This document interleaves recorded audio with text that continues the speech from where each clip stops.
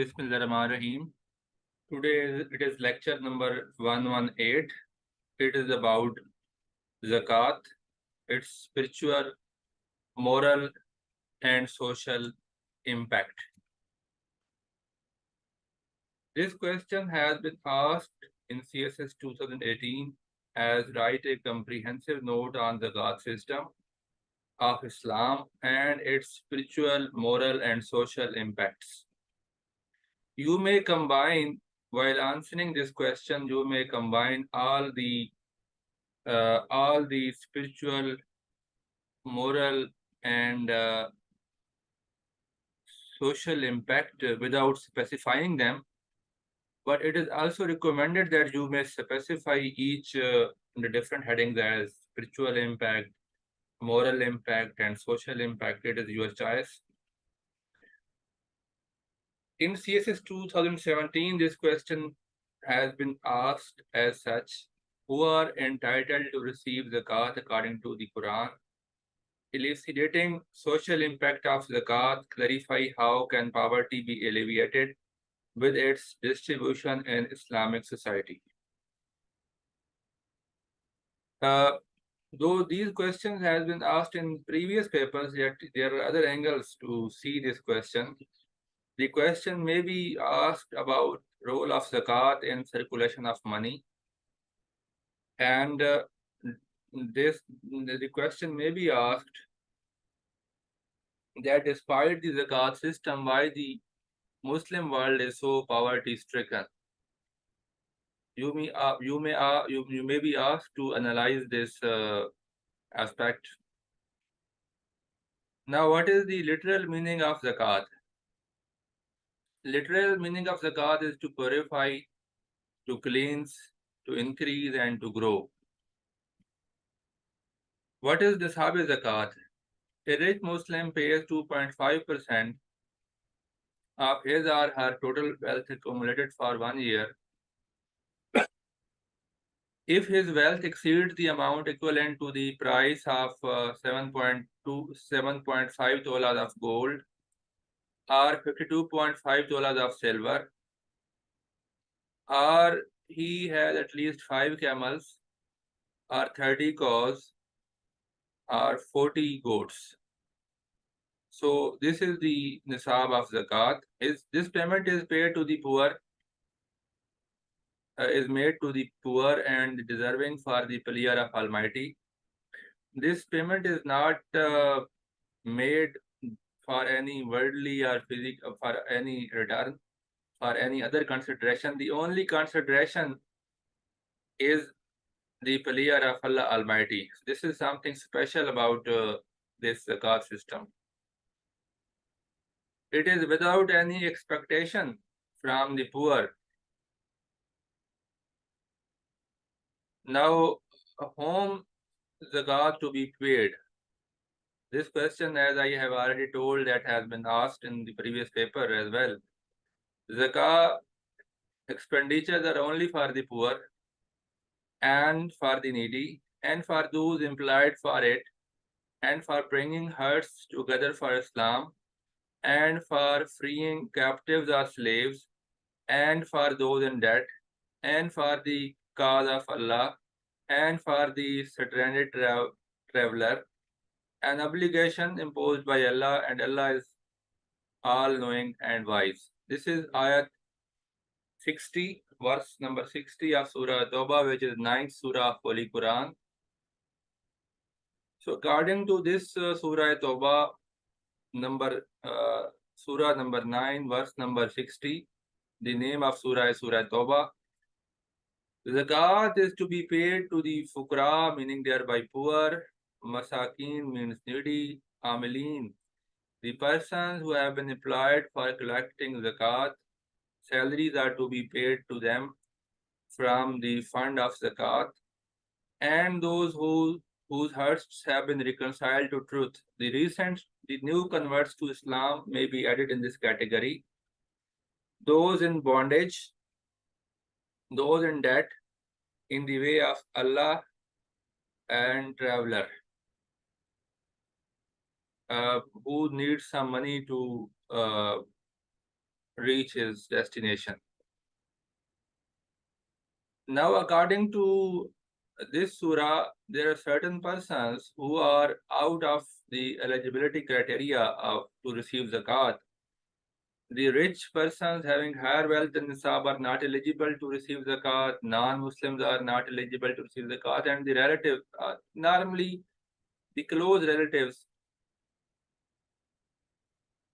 Surah Al-Baqarah. Now we are going to throw light on the zakat system in the light of or from the is verses of Holy Quran and then Ahadith. So in the light of Holy Quran and Hadith, we will like to explore the instructions regarding zakat. Surah Al-Baqarah, verse number 3, who believe in the unseen, establish prayer and donate from what we have provided for them. Surah Al-Baqarah, verse number 43, establish prayer, pay zakat and bow down with those who bow down. Surah Al-Baqarah, verse number 83, and remember when we took a covenant from the children of Israel, stating worship none but Allah, be kind to parents, relatives, orphans, and the needy, and speak kindly to people, establish prayer and pay zakat, but you Israelites turned away except for a few of you and were indifferent. Now, this verse is very much comprehensive. We may quote this verse for the significance of prayer.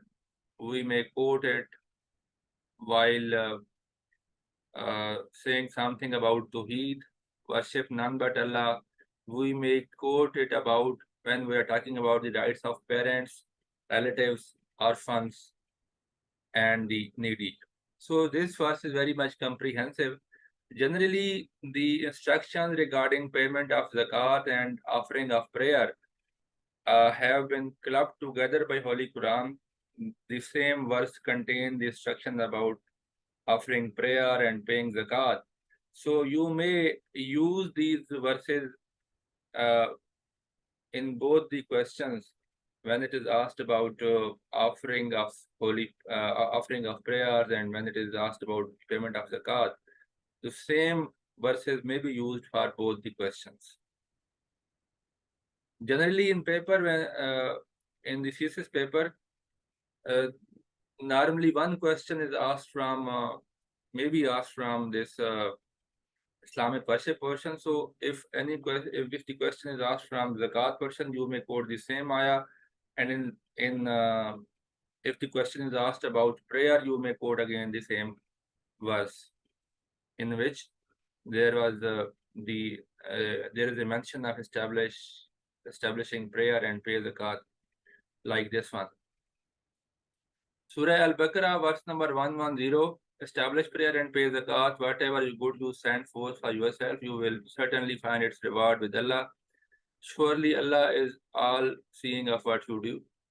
Now again in this prayer, you see that instructions regarding establishing prayer and paying zakat have been mentioned in the same verse. So the same verse may be quoted to answer both the questions regarding the prayers and zakat. Surah Maryam, verse number 55, he used to urge his people to pray and give zakat, and his Lord was well pleased with him. It was said about Hazrat Ismail radiallahu ta'ala anhu. Surah Maryam, verse number 31, he has made me a blessing. Wherever I go, I bid me to establish prayer and give zakat as long as I live. This context is regarding Hazrat Jesus radiallahu ta'ala anhu. Surah Al-Ma'idah, verse number 12, Allah made a covenant with the children of Israel and appointed 12 leaders from among them, and then said, I am truly with you. If you establish prayer, pay zakat, believe in my messengers, support them, and lend to Allah a good loan, I will certainly forgive your sins and admit you into the gardens under which rivers flow. Now, the loans which have been mentioned in this surah is about giving some money or some belonging in the way of Allah to the poor and to the deserving and for the welfare of the community. and you will find it with Allah. Its reward is given by Allah. This is the meaning of this sentence.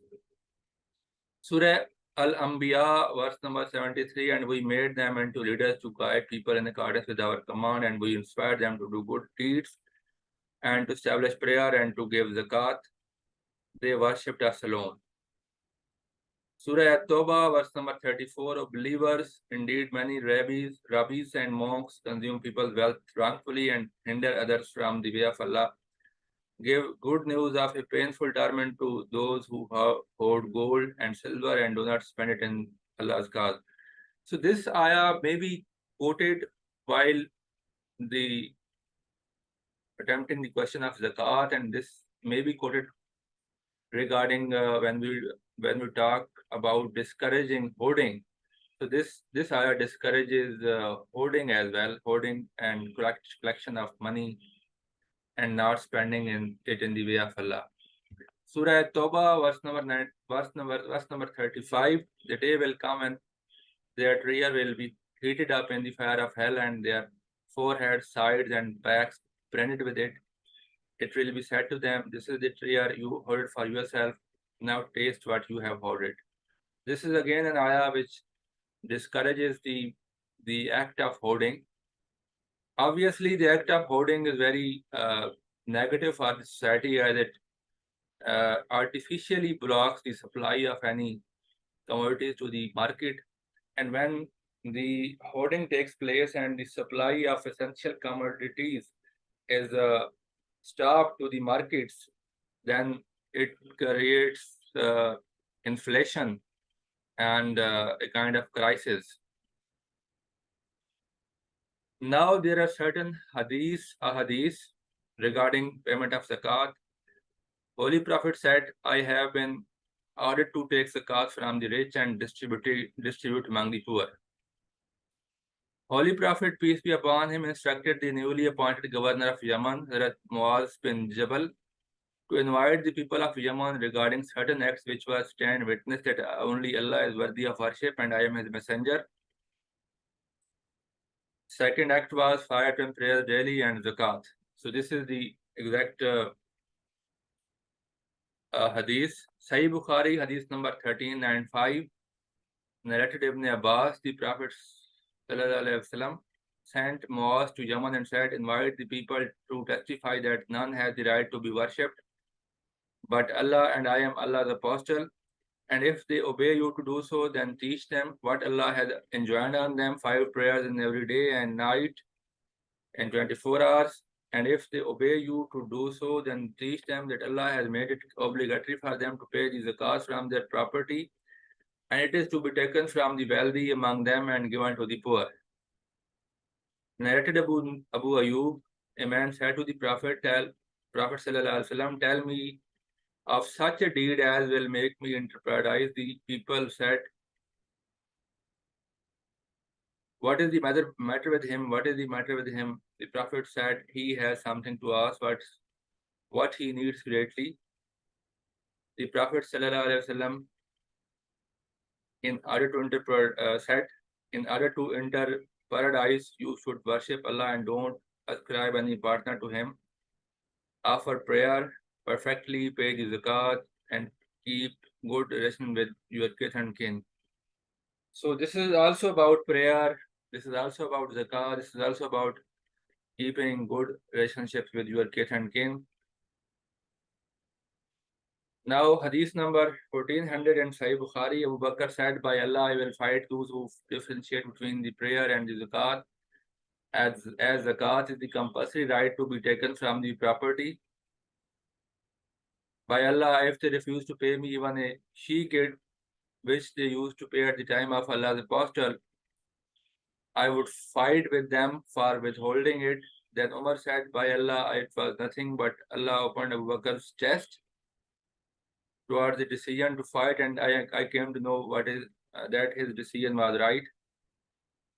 Sahih Bukhari, hadith number 8, narrated Ibn Umar, Allah's Messenger sallallahu alaihi wasallam said, "Islam is based on 5 principles to testify that none has the right to be worshipped but Allah and Muhammad sallallahu alaihi wasallam is Allah's messenger, to offer the compulsory congregational prayers dutifully and perfectly, to pay zakat, to perform hajj, to observe fast during the month of Ramadan. Sahih Bukhari, Hadith number 57, Jarir bin Abdullah, I gave the pledge of allegiance to Allah's apostle for the following: offer prayers perfectly, pay the zakat, and be sincere and true to every Muslim. Now, coming to another aspect of this question, that whether zakat is a kind of tax or not. Zakat is not a tax. It's a faith and belief that Allah will reward more to the person who pays zakat, while payment of tax is with the expectation from the state that it will provide more services. It is an Islamic worship, while tax is not an act of worship. Zakat is a sacred obligation imposed by Allah Almighty. Tax system is not an obligation imposed by Allah Almighty. Rather, it is enforced by the state.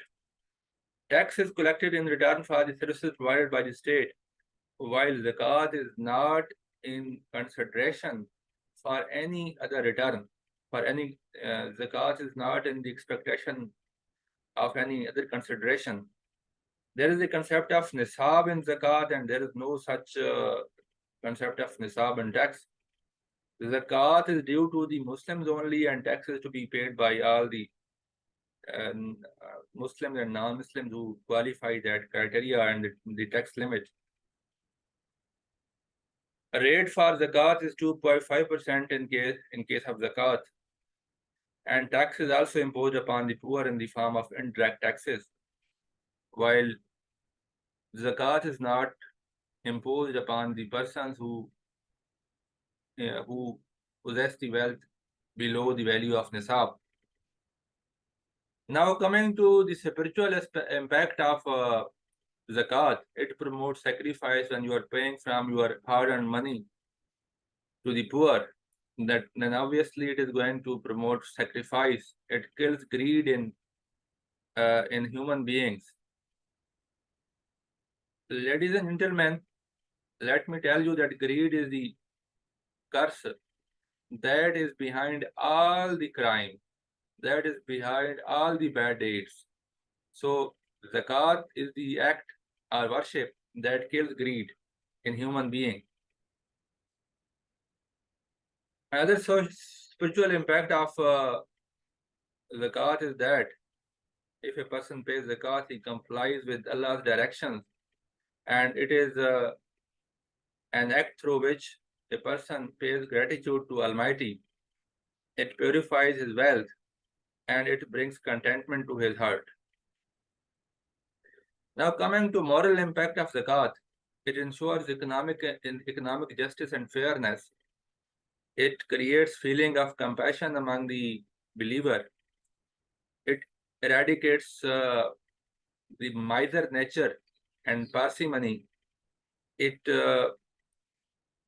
lowers his love for wealth and creates a kind of and creates generosity in the heart of the believer who pays zakat. It also encourages sense of responsibility toward the poor. It creates humility among the believers because the believer think that their wealth is just because of Allah's blessing upon them. And it also encourages kind-heartedness. Now, coming to social impact of the zakat system, it ensures equitable distribution of wealth, circulation of money is made. And this is a kind of concept of negative tax. Negative tax means collecting tax from the rich and paying it to the poor. This is kind of negative tax. Positive tax means the tax is to be paid by the rich persons to the state, and then when state distributes it among the poor, it is called negative tax. It helps the poor, it increases in investment opportunities. Obviously, when you pay zakat, then a person thinks that his wealth may decrease. So, in order to increase his wealth, he may join some other business activities and may do other kind of investment. Another social impact of zakat is it integrates poor in society, and it also discourages hoarding. Now, coming to the very fine concept of role of zakat and circulation of money. When the money, because the zakat is to be paid upon the saving, the amount which you have in your possession. When you have savings, it's a kind of dead money, and when you pay zakat as 22.5% upon these savings, then it is called zakat. Zakat is given to the poor. Now, in this way, dead money is made alive, and the money which is out of circulation cycle is again brought into that circulation, and in this way, money is circulated. Now, another question which may be asked, that why the Muslim world is poor despite the system of zakat, because we claim that zakat alleviates poverty. Then why the poverty in the Muslim world has not been alleviated yet, despite that Islam has that system? Now, answering this question, there are certain outlines which I have mentioned in this slide. That there are multiple factors behind poverty in the Muslim world. There are geopolitical tensions because the Muslim lands have become battlefields for proxy wars. There is bad governance. There is governance crisis in the Muslim world. The Muslim world is backward in the field of science and technology. And the curse of sectarianism is haunting the Muslim world again, because the uh, Cold War and conflict between Saudi Arabia and Iran are significant in this regard. There are conflicts in the Muslim world. So all these factors bring poverty in the Muslim world. Now, how this poverty be alleviated? Now, in addition to the zakat system, a comprehensive approach is needed to deal with the poverty in the Muslim world. Only zakat may be one part of strategy that would be adopted to deal with poverty, but it is as a matter of holistic approach. These states in the Muslim states need to adopt comprehensive and holistic approaches to deal with poverty, and zakat is just one tool which may be made part of that holistic and comprehensive approach. Now, there are other certain inadequacies in the zakat collection and distribution system. The people who pay zakat, generally, they don't have trust in the governments and the government officials, because they think that their hard-earned money, which they would be paying in the form of zakat, would be usurped and would be misused by the corrupt government officials. The second reason is that there is a governance crisis in the Muslim world, and lack of trust, obviously, among the rich Muslims who pay zakat. So generally, they do it on their own, and there is no kind of encouragement from the states and the rulers given to the people that you should pay zakat. Generally, most of the Muslim world lacks any robust system for zakat collection and distribution. And generally, zakat is left to the will of the wealthy Muslims. Now, if we are to say that Muslim world is poor, we should have some data. Now, why we say that Muslim world is poor? So I have collected some data According to a conference paper titled International Conference of Islamic Economy, Finance and Ethics, authored by Syed Hassan and Seema Yilmaz, and this conference paper was published in December 2019. It says that Muslims are 20% of the global population, which is approximately 7 billion people. 600 million people across the globe live in extreme poverty. Extreme poverty has been defined under the United Nations definition of multidimensional poverty to include hunger, inaccessibility to healthcare. This word inaccessibility may be corrected here as inaccessibility. Inaccessibility to healthcare, shelter, and other most basic human needs for survival. 50% of the world's poorest people live in the Islamic world. Every 1 in 5 Muslims live in extreme poverty. The Muslim countries hold 70% of the world's natural resources, and that include oil, natural gas, gold, copper. Most of the Islamic countries have agriculture as part of their economic outputs. Countries like Turkey, Pakistan, Iran, Indonesia, Malaysia, Bangladesh produce large quantities of food staples that are exported around the world.